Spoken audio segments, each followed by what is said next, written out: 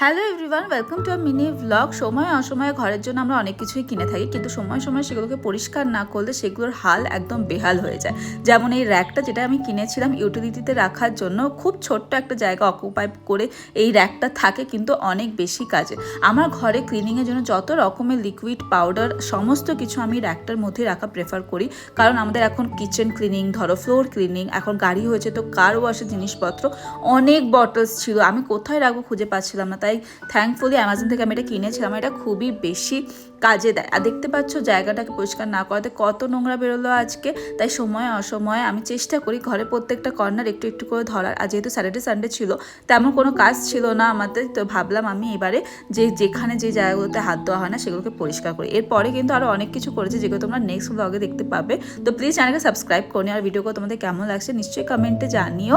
আর হ্যাঁ, ঘরকে পরিষ্কার রাখতে হলে নিজেকে একটু কষ্ট তো করতেই হবে। বাই।